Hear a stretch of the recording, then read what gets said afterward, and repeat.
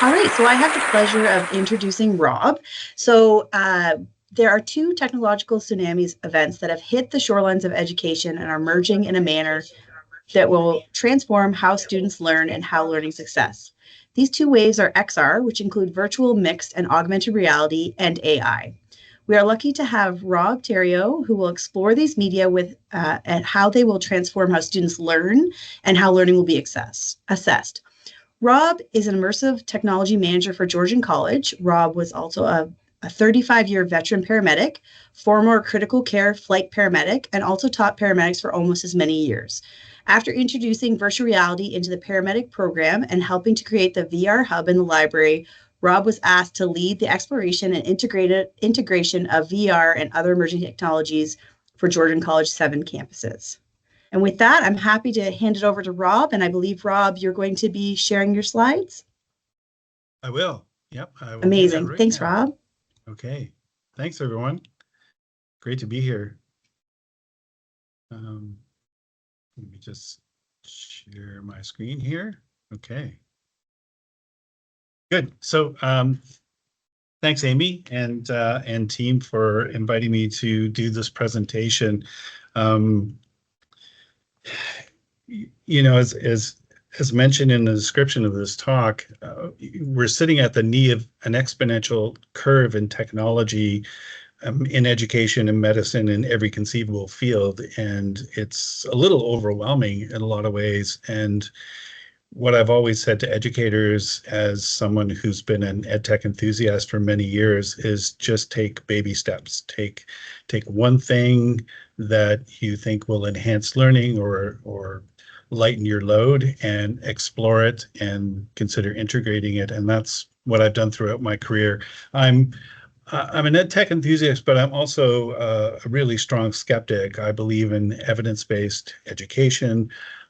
Although when you're exploring emerging technologies like XR and generative artificial intelligence, there may be a little bit of a lack of evidence until we start exploring it and maybe looking at some of the low-hanging fruit for research. But you know, when you think about educational technology, much of educational technology has a really difficult time ever reaching a threshold level of interest. So I think about, for example, synchronized online learning. Back in 1999, I was thinking that at some point I would like to teach online, but online at that time was purely asynchronous and is mostly asynchronous now. And I thought I'd really like to have a synchronous component where I can meet with my students face to face on occasion, and I could facilitate students meeting with students. And so I started exploring synchronous online learning platforms in 1999, and in 2005, when I started the Georgian, the Dean of Health Sciences was good enough to let me subscribe to a platform. And so I did a combination of asynchronous and synchronous online teaching for the paramedic program, and I really enjoyed it. But by 2019, there were probably fewer than 19 teachers at our 7 campuses who were teaching synchronously online. Fast forward to 2020 and the pandemic, and every single school in every city in every country was teaching synchronously online. So it took a pandemic to help that technology reach a threshold level of interest. And here we are today doing a conference on an online learning platform. I think about other technologies like podcasting. I started podcasting in 2005. I'm a big fan of podcasts. I love to listen to podcasts while I'm driving, while I'm just sitting around doing not much of anything if I'm not reading. And I would say there are probably fewer than 10 people, faculty across our 7 campuses who are podcasting their classes. And yet the evidence shows that students who listen to podcasts typically have as much as a single grade point increase in college and university. So a B to an A or a C to a B. But despite the evidence being there to support podcasts, very few teachers do it for a variety of reasons. My point is that there are some good technologies that could be employed and should be employed, but are not employed. So I am a skeptic. I always encourage educators to explore technologies and see if integrating them actually results in enhanced learning in some way, form, or another. But XR, which is an umbrella term for virtual mixed or augmented reality, is a really interesting technology in the sense that it's the only educational technology I'm aware of where students can learn in the cognitive, psychomotor, and affective domains.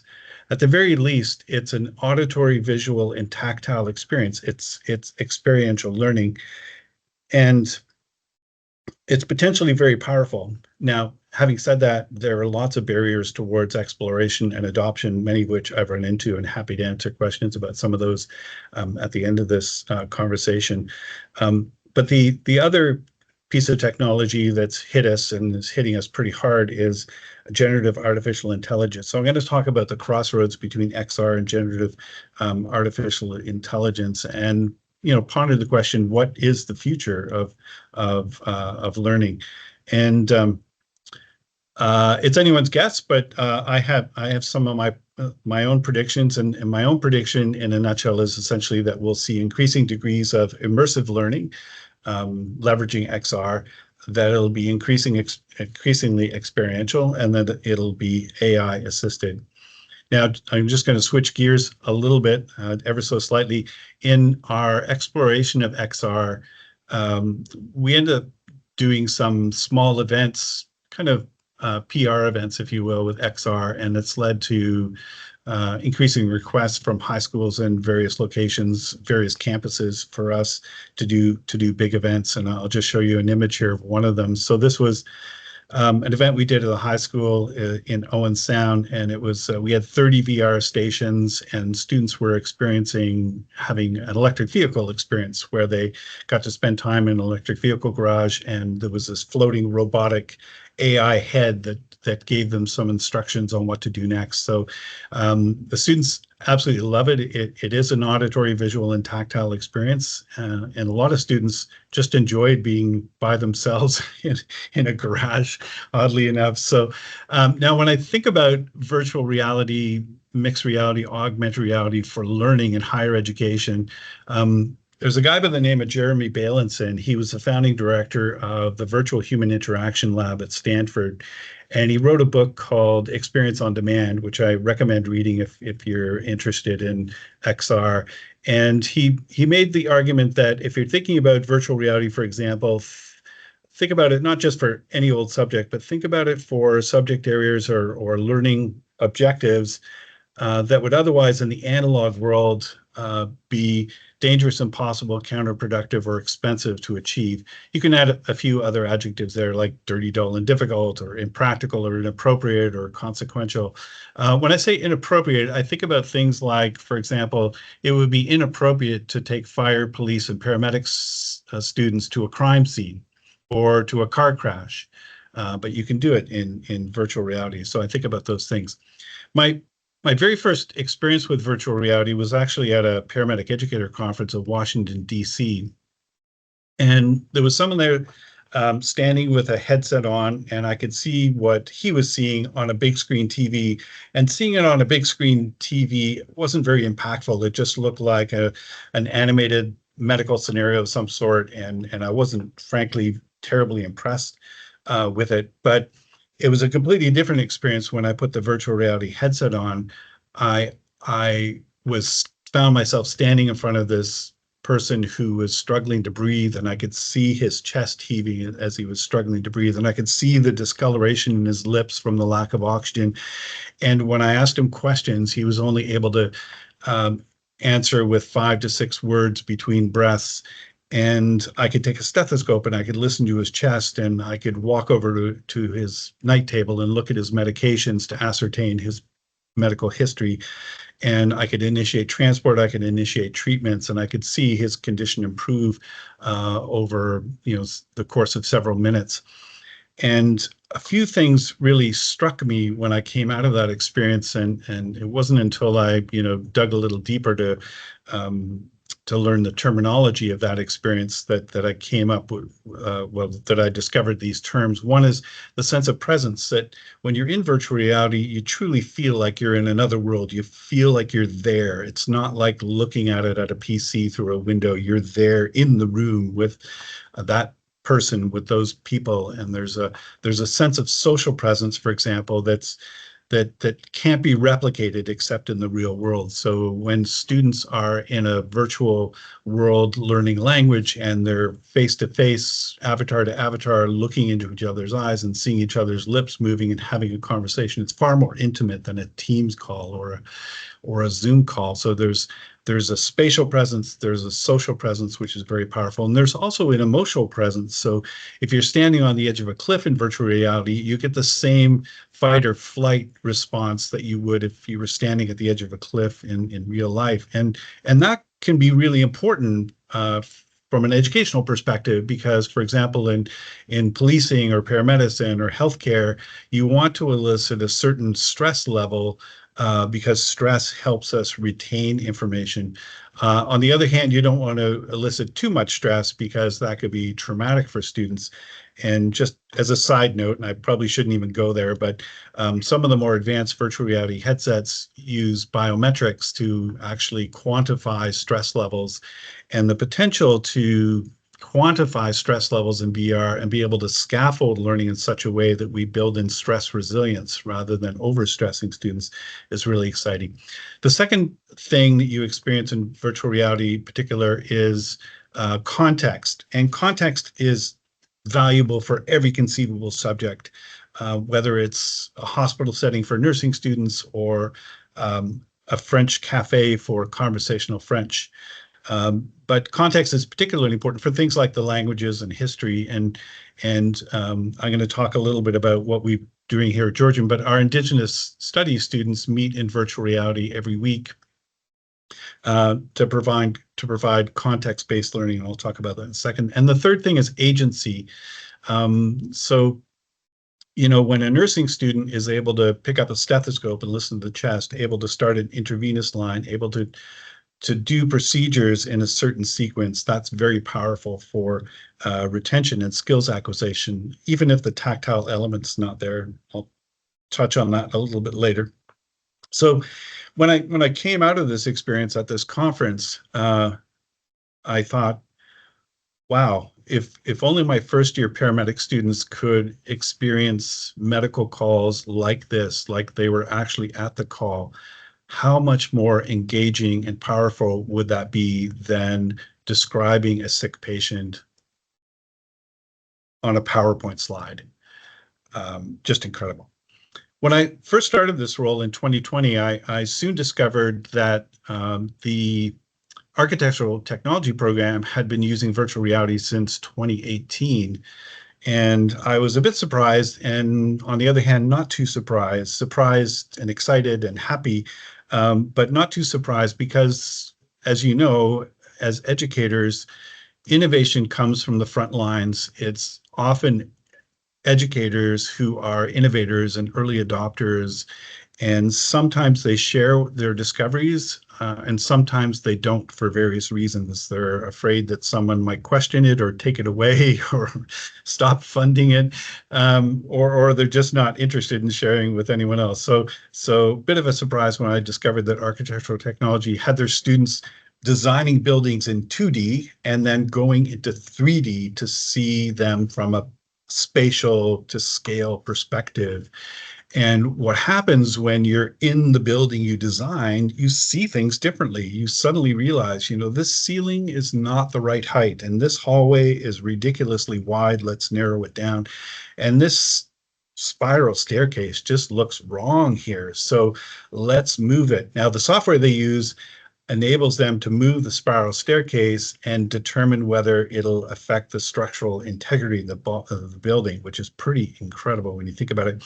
But just as an anecdote, I attended a virtual reality event that was hosted by an architectural firm, and the firm was contracted to design a children's hospital. And what the architects did was they shrunk their avatar down to the height of a 5-year-old so they could see the design from a child's perspective. And that just blew my mind, something that would be otherwise impossible. So when I first started in this role, this was just before the pandemic. I attended another event in virtual reality and thought immediately of our Indigenous Studies program because it was the only program I knew of at the time that was teaching languages. Apparently, we have some other language courses at Georgian I was unaware of, but I attended this conversational French event in a cafe, in a French cafe, and participants could order coffee through the barista in French, and if they dropped their virtual cup of coffee, they would have to apologize in French and pick it up, and have conversations. And I'm not a language teacher, but it struck me context has got to be really important for language learning. So I approached Michelle O'Brien and Angie King from our Indigenous Studies program and said, what do you think of, I know you've got these 4 language courses: language in the home, language in the community, language in the natural environment, and language in the workplace. What do you think about building a world that reflects those environments and having your students in there? And Michelle was a little skeptical, but she said to me something that I truly love. She said, it's not about me, it's about the students.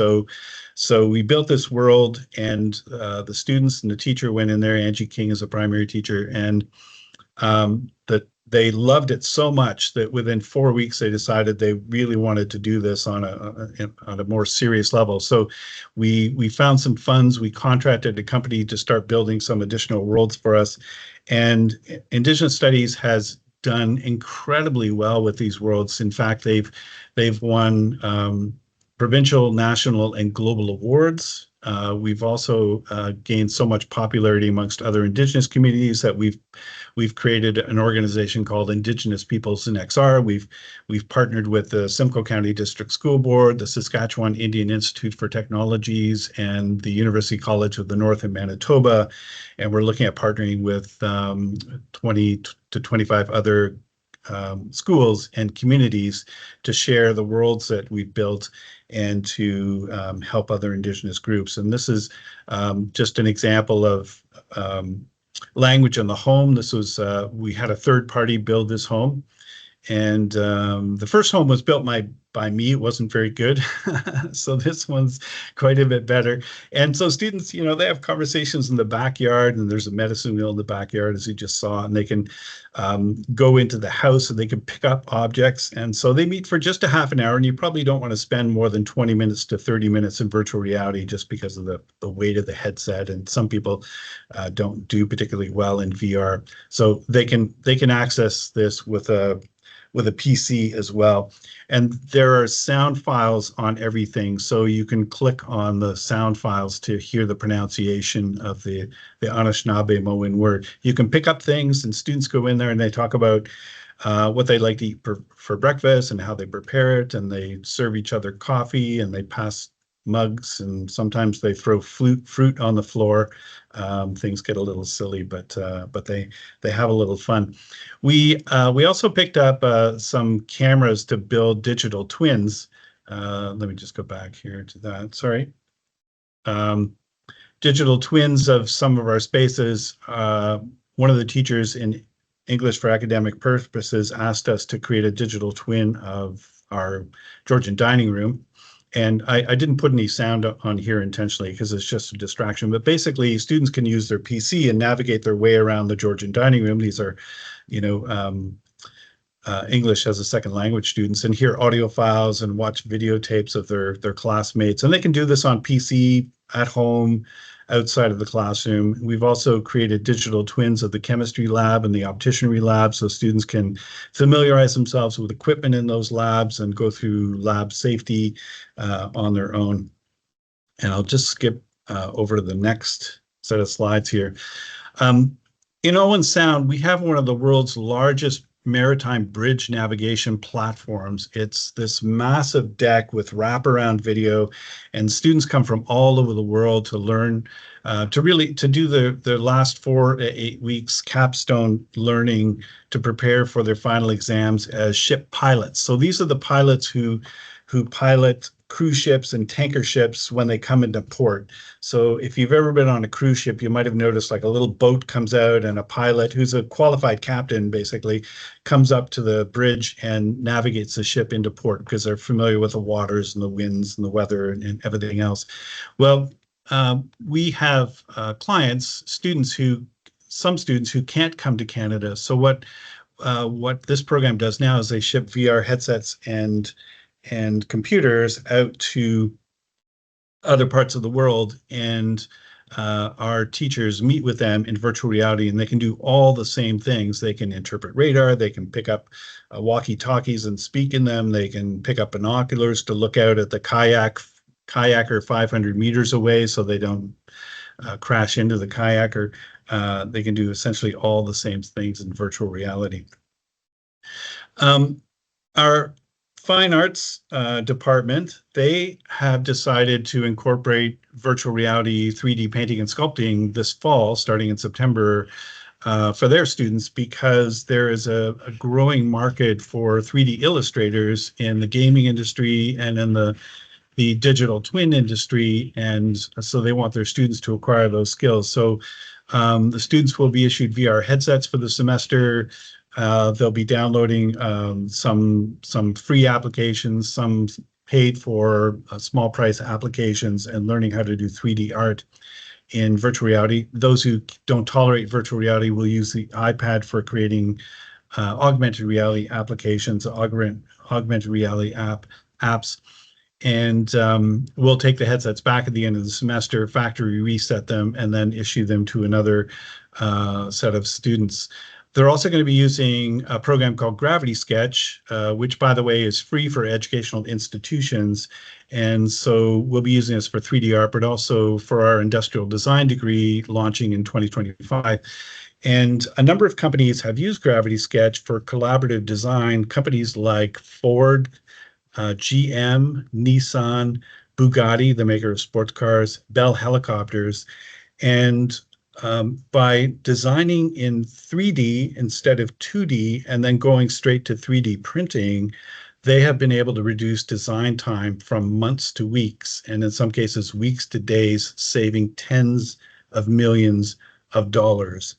And so we're going to be introducing our students, including even jewelry design students, to 3D design, to sort of prepare them, future-proof them for the industry they're going into, but also, some of our students, like our architectural technology students, have graduated and introduced architectural firms to 3D design. And so our students are both being prepared for the future, but also helping companies better prepare for the future when they leave. So we're exploring virtual, mixed, and augmented reality on a really large scale at Georgian, and we've done that by purchasing mostly off-the-shelf programs. And I'll just go over a quick list of other programs where we're exploring. So on the top left corner, that's tourism. We're exploring tourism. Our people and cultures has purchased interpersonal skills software called Body Swaps. That's the top right there. And we're using that in business and in some other program areas. The bottom left, we haven't actually started using, but we have a therapeutic recreation program, and there are a number of nursing homes who are using virtual reality for some minor physical activity and just mental cognition exercises. And this is one called VR fishing, which is a lot of fun and extremely relaxing. We have an events management course that teaches students how to create and organize events in virtual and mixed reality. We've also done some pilots in nursing and paramedicine, biotech degree, various other programs for anatomy, and we're continuing to explore in those areas. On the top left is a communication simulator program called PCS Spark, and the student can have a conversation with the AI, and so it uses voice recognition, artificial intelligence, and the analytics at the end gives a student feedback on questions they might have missed, but also gives the student and the teacher a script of everything the student said and everything the AI said. So the teacher, for example, can go through that script and see if the student demonstrated empathy and compassion in her conversation. On the right side is a product called Health Scholars, and the student stands in front of someone who's collapsed on the ground and a group of paramedics, a team of paramedics, and each paramedic member has a name tag, and the student basically just tells the paramedic avatars what to do. The student will say, Aaron, can you check for a pulse? Phil, can you start chest compressions? Fatima, can you defibrillate and then start an intravenous line? Larissa, can you give a milligram of epinephrine? And the analytics at the end gives the teacher and the student feedback on everything that it was done, the sequence in which it was done, was the right drug given at the right dose, at the right time, the right route, and so on. So the potential for helping students get through the difficult learning curve of how to assess and treat a patient can be largely taken care of in virtual reality, giving students exposure to scenarios and the frequency of exposure that might be difficult or impossible to make happen in a lab. I'm exploring anatomy on a pretty enthusiastically right now, and I'll talk about that in a minute. But when you see an anatomical model that's life size and you can walk around it, it's really impactful visually. And some students who have studied anatomy of virtual reality have said they didn't understand the axes of the body until they saw it in 3D in a spatial environment.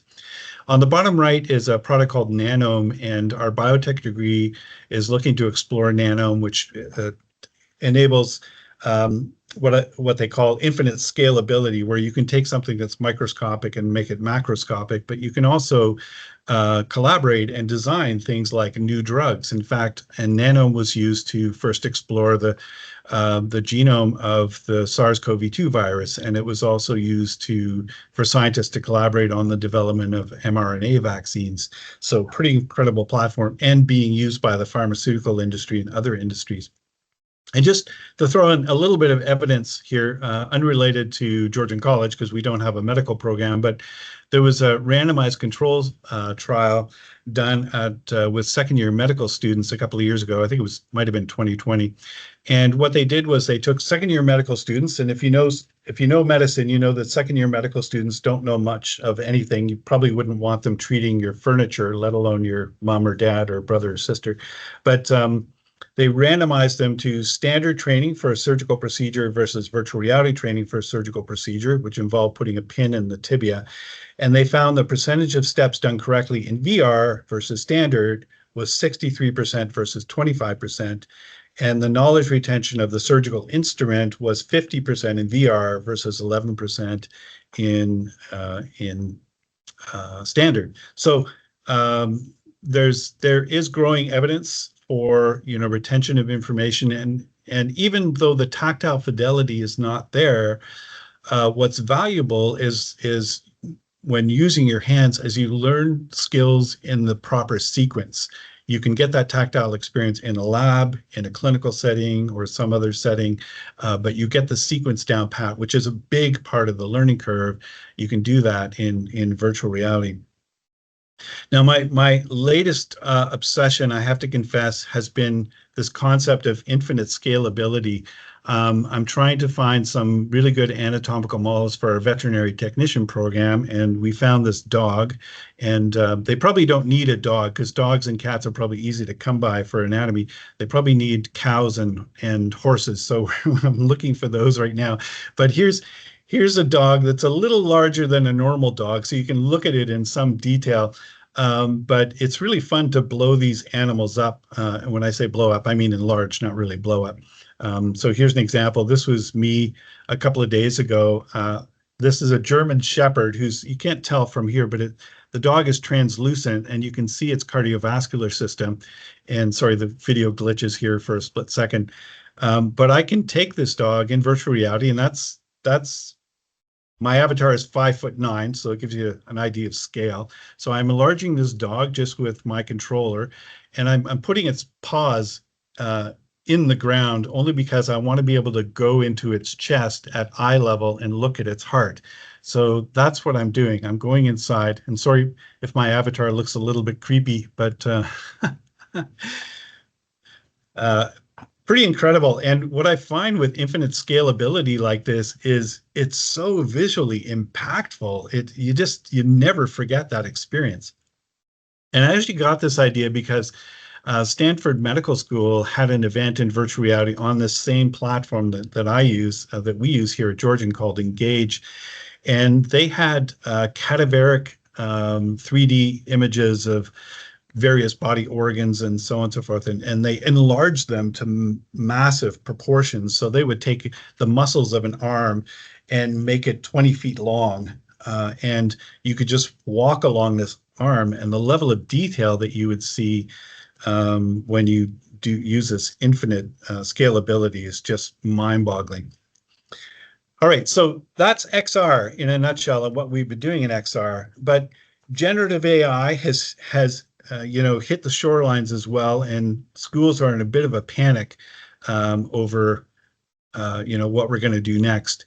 And so I've been thinking a lot about intelligent tutoring systems and the merger between XR, both virtual, mixed, augmented reality, and artificial intelligence, and what that might be able to do for learning and the assessment of learning.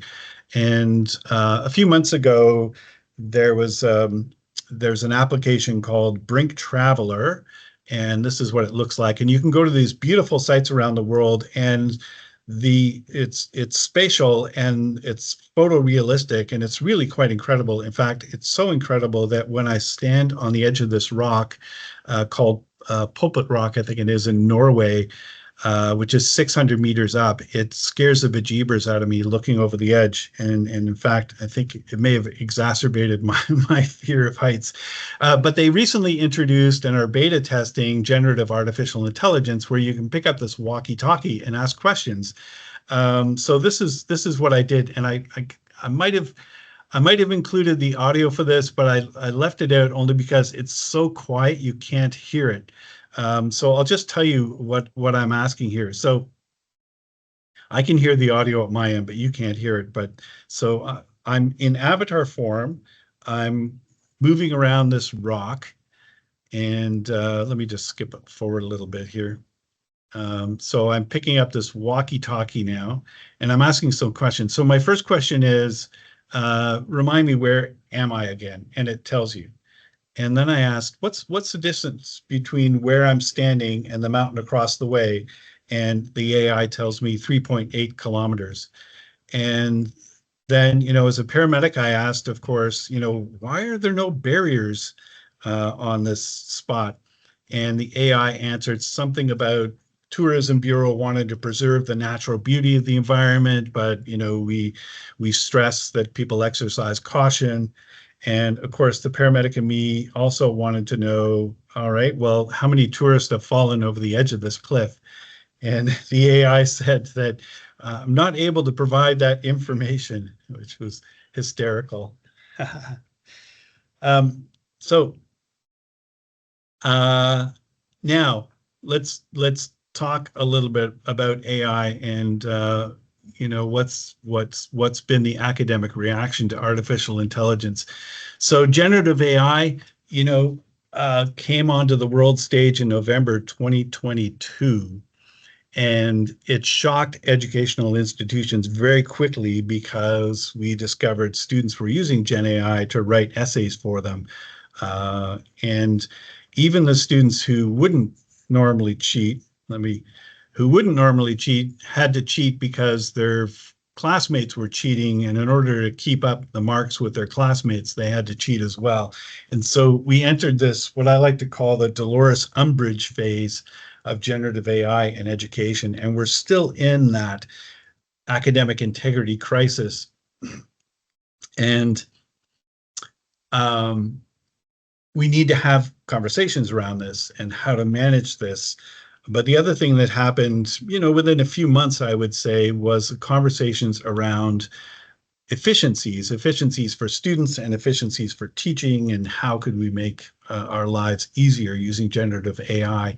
And I've developed several course curricula using generative AI. I've created rubrics with Gen AI. I've created lesson plans with Gen AI.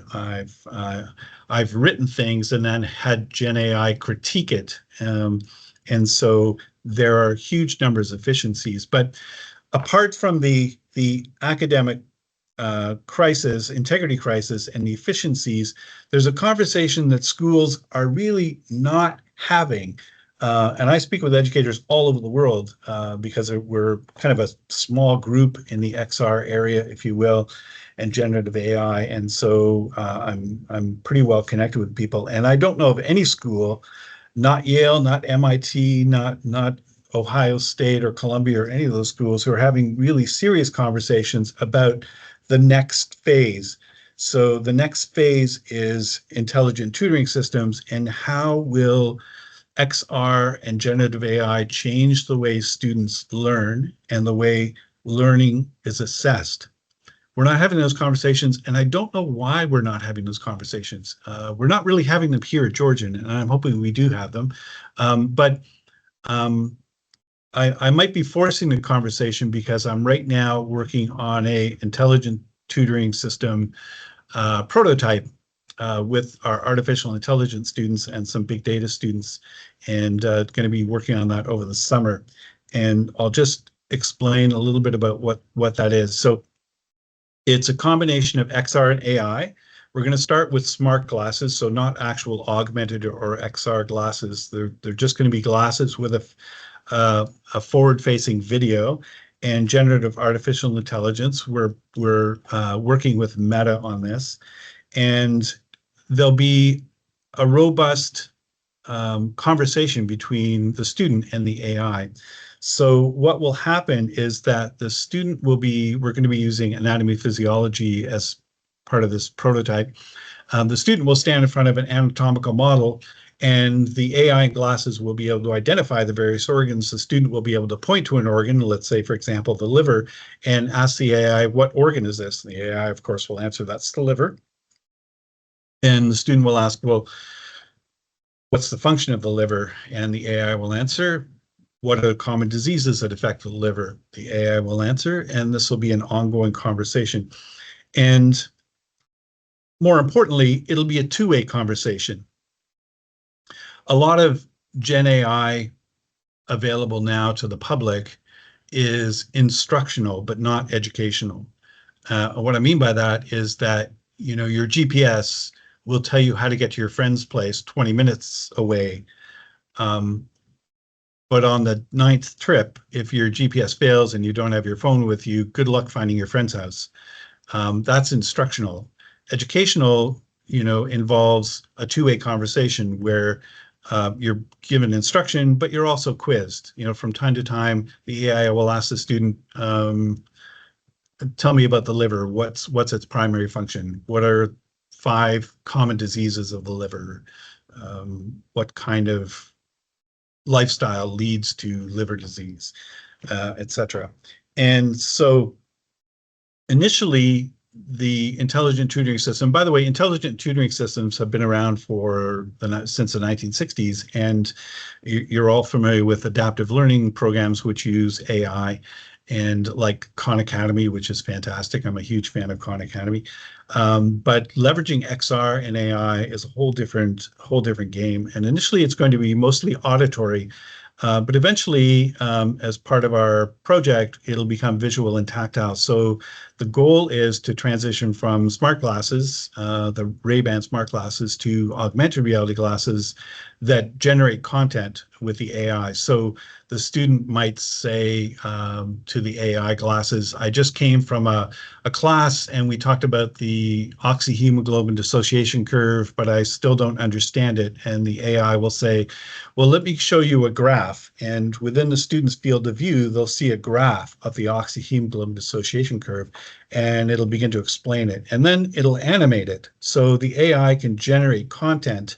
It can do that now, and that'll be part of the learning process. And eventually, the student might say, I still don't understand the clinical implications of this. And the AI might say, well, let's put on a pair of virtual reality glasses and I'll take you into a hospital setting. Or might say to a trade students, let's put on your virtual reality glasses and I'll put you in front of an electrical panel and you can show me, or I can instruct you on how to assemble that electrical panel. So it's going to be auditory, but eventually it's going to be visual and tactile. And the potential for that is huge because with analytics, the analytics can determine what the student knows, understands, can apply, and possibly even some of their critical thinking skills. And those analytics can be used for summative assessments for the student and the teacher, and ultimately could do the heavy lifting of Bloom's taxonomy. So the teacher can spend more time in the classroom doing case-based learning and project-based learning and critical thinking exercises and interpersonal skills development and those kinds of things. So the potential for doing the heavy lifting for Bloom's taxonomy is really going to be, in my mind, transformative in education. So coming to the end of the presentation here, what's in the future? This is just my opinion, just one educator to another group of educators. I think that it's going to become increasingly immersive with more and more immersive experiences and hopefully less PowerPoint with a zillion bullets and a zillion items of text. It's going to become increasingly experiential, AI assisted. It's going to be adaptive, like adaptive learning programs right now, and it's going to be measurable. And ultimately, that's going to lead to much greater learning efficiencies and hopefully a much better time spent between the teacher and the student in the classroom. So with that, I will stop and take any questions. Amazing. Thank you so much, Rob. And as you can see, we've got many thank you hands coming in, as I call them, the clapping there. We just wanted to share, as we said, we have a back channel for the planning committee, just how amazing the work that you are doing is. And as I said at the beginning, when I was introducing you, just how lucky we are to have you at the college. I know that everyone has you, and I did receive emails from different colleges saying, oh, I didn't realize Rob was presenting. I'm going to spread this around and have other people come as well. So you are well known throughout the college system. So we are so thankful. And the story that you shared, when just the difference between looking at a patient on a screen and then being in that VR experience and seeing them struggle to breathe, really drove the point home for myself.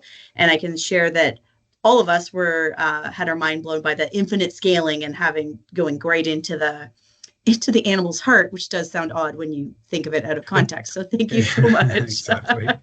And we do have several questions, so we'll try to get through as many as we can.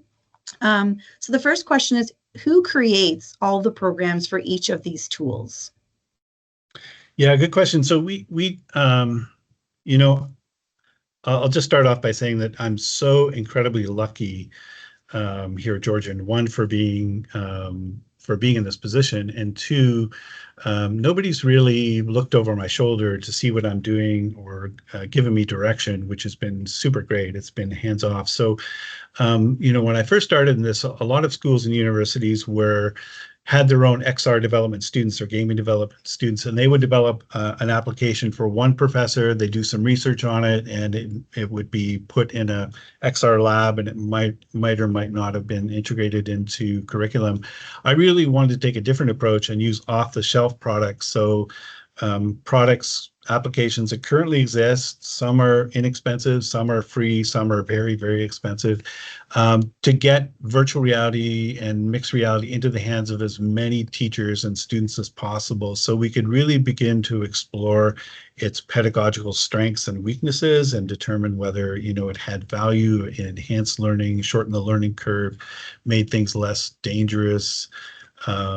So that's what we've done. And if anyone wants to reach out with me, I'm happy to share. I have like a 14-page list of VR and MR applications that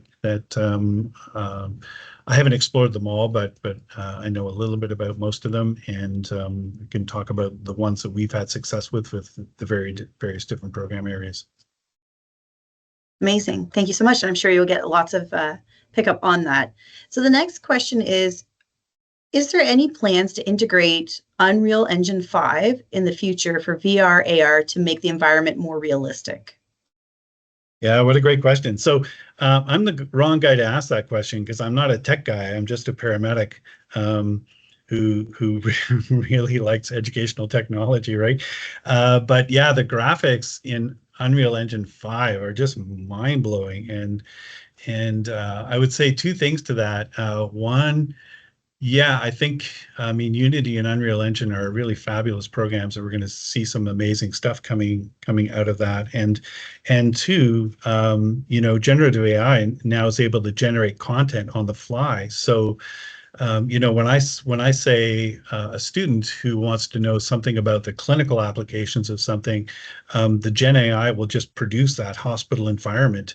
It might be a short clip, but it'll be produced on the fly without the need to go to something that's already produced. I know our gaming program here at Georgian is using Unreal 5 and using Unity as well, and perhaps some other platforms. So yeah, I'm excited. And just on the fidelity side, um, it it uh, it really is mind blowing to be in virtual reality and to be like I visited Petra in virtual reality, and I've never been there in real life, but what a great experience. And from a tourism perspective, I think it'll make people want to travel to see the real thing, but and then to come back into the virtual version of it.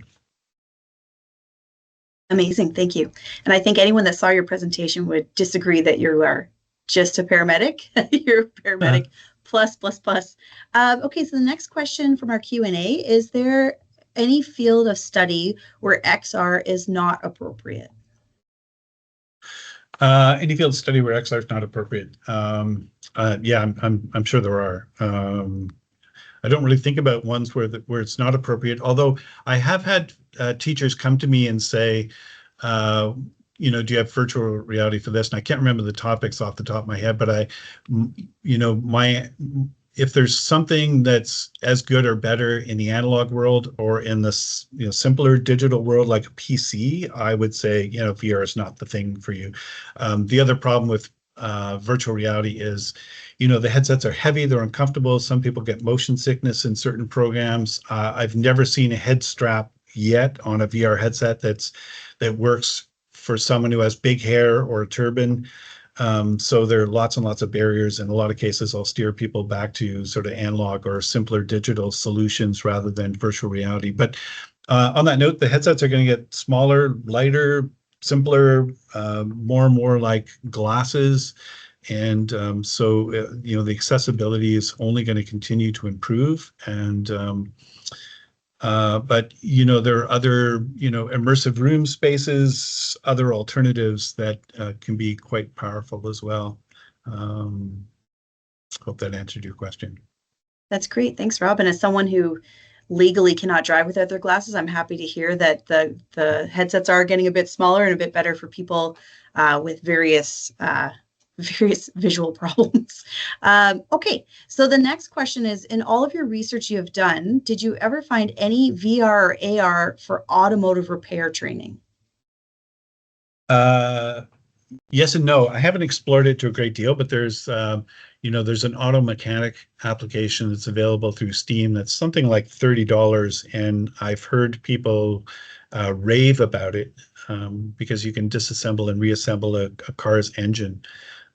So there are programs out there. I'm just not terribly familiar with them, but yeah, that's a great use case of something that's hands-on and extraordinarily powerful because if you're learning to become a mechanic, for example, there might be 5, 10 students around an engine, and you might get your hands on the engine to say, oh, let me put that bolt in, or let me take out that piece, or I'll take care of the carburetor, and the other 10 students will take care of something else. But in virtual reality, it's just you at home with your VR headset, and you can do it all and do it over and over and over again. So the potential for experiential learning to dramatically improve the efficiency is incredible. I want to give another example. So, as you know, flight simulation has been a thing for decades, almost a century, and it cost millions of dollars to build a hangar to house a flight simulator. It costs millions of dollars to build the simulator itself. But most of the pilot training is basic training, cockpit management, and cockpit understanding, moving from one airplane to another. And you can do all that basic training, familiarization with the cockpit in a standalone headset in your hotel room. And that's what airlines are doing now, is they're issuing pilots with a VR headset. They go into the hotel and they're just flying airplanes in non-dangerous situations, right? So we'll save the expensive flight simulators for the extremely low frequency, extremely high risk events, but all the basic training done in a standalone VR headset. Amazing. And I would assume too that with the automotive repair, that the infinite scalability that you showed us would be huge as well, because Right. the parts are so small and you can only hold it so close to your face. So, and some of them can't be held close to your face. So that's amazing. Thank you so much. Okay, so the questions are just keeping to roll in. So we're going to go right until time, which is amazing. So the next question is, can you use it without VR goggles or the regular projection screen in a regular classroom? This could generate visual examples and experience for teaching physics. Yeah. So, I mean, you can visualize physics in 3D on a 2D screen. You can also, what some teachers have done is they put VR headsets on that show physics or chemistry or anatomy, and they cast from their headset to the big screen. My only caution there is if you do that, don't move your head around too much, because if you're moving your head up and down and sideways like this, what the students are seeing on the screen is all that movement, and they'll get sick just watching the video, right? Yeah, I don't know a lot about what's available on physics, but it's amazing what'll happen if you do a Google search for virtual reality physics, the things that you discover. Some pretty impressive stuff. Amazing. Thank you. And we saw that in your video that you shared with us, how you do slowly move through the models and aren't sort of whipping around like you may do if you weren't recording that to be sharing. Right, right. Oh, Excellent. one of the other Yeah. things that nursing faculty do is when they do nursing simulations is they may have 3 students in virtual reality, but the other students are watching on the big screen what's happening. So they're, part of that lesson as well. Amazing. Okay, great. As I said, the questions just keep coming, so I'll keep asking them. Is XR Sure. better suited for pedagogy, children, or andragogy, which is adult learning?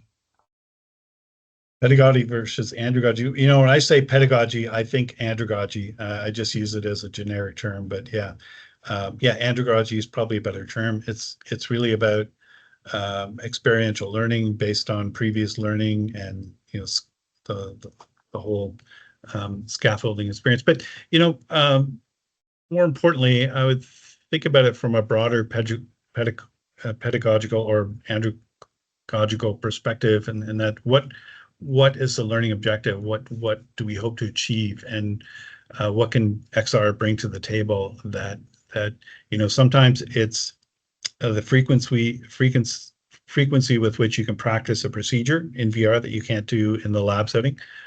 Sometimes it's being able to do things that would otherwise be dangerous or be expensive and not environmentally friendly. So, for example, there's some augmented and virtual reality applications for welding, and instead of the controllers, they actually use the welding tools, and the analytics gives the student feedback on the angle of attack, the distance between the welding rod and the steel, the quality of the bead, and the student can learn all the basic skills to hone in their skills in welding, and in the process save a great deal of money on consumables and gas, and reduce risk of injury and danger and explosions and things like that. And I talked to our welding faculty, and they're saying, the return on investment for mixed reality devices like that happens at about 2.5 years. So there's some huge cost efficiencies. But more importantly, from a learning theory perspective, I think about what's the goal. Is this a hands-on learning perspective? XR is probably a great thing. Is this is this a counseling teaching that you want? Well, there are applications where you can have a conversation with a suicidal artificial intelligence avatar in a way that is difficult to mimic in real life when you're role playing with other students who really don't have that programming or conditioning. So, yeah, you think about things that were previously inconceivable or impossible, and now they're becoming possible. Amazing. And those are just great examples as well, Rob. Okay, so is it possible to create a generic or sector-specific workplace essential skills / etiquette in VR for international students for transition into Canadian workplace after completing study, i.e. job fair experience, interview etiquette, etc.? Is it possible? Yeah, absolutely. And in fact, we're collaborating with Cambrian and Algonquin College right now we've created a Gen Ed course to encourage Indigenous youth to travel outside of Canada. And so we're running cultural exchanges in virtual reality. And part of that process is just learning sort of the in-country norms. So in fact, last night we visited with Australian teachers, Indigenous teachers in virtual reality, and had conversations about how this group of students are going to be traveling to Australia in July.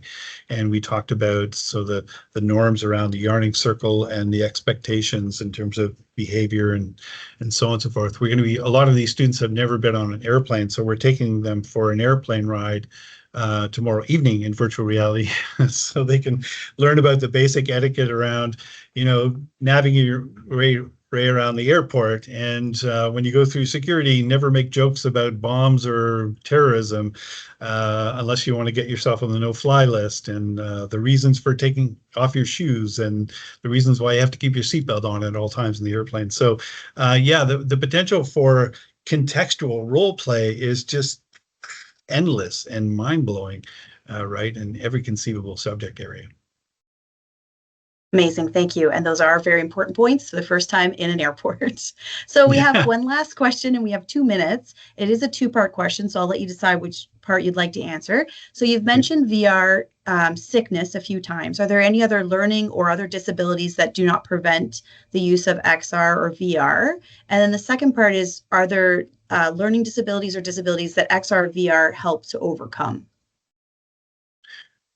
Yeah, that's a super great 2-part question. So yeah, the XR industry is still sort of learning educational needs from an accessibility standpoint. And so, that's why with technologies, I think it's so important for educators to explore early on and get connected with industry so they can give them feedback on things like students with auditory impairment or visual impairments and things like that. And actually some VR headsets are being designed now to actually mimic prescription lenses, so adjustable to your visual deficits, which is really mind-boggling. But closed captioning is becoming increasingly part of different programs and so on. So, but yeah, on the sort of, I call it the therapy side, there are VR applications for students on the autism spectrum to help them learn how to socialize, like sort of exposure to noisy environments, but gentle sort of exposure. I've stayed away from the therapy side because it's such a massive area of interest in research, and my focus has been on the learning side. But it's fascinating to hear about what's happening on the therapy side, anywhere from treatment of PTSD and sort of mild exposure therapy in virtual reality to people with a mental illness or people on the autism spectrum. So huge work going on in those areas. Amazing. This could not have gone better, I think, Rob. So thank you so much. Thanks. And we're right on time, which is amazing as well. Just so many people sharing their gratitude as well in the chat and of their reactions. So thank you again to Rob. That was fascinating. We really enjoyed it.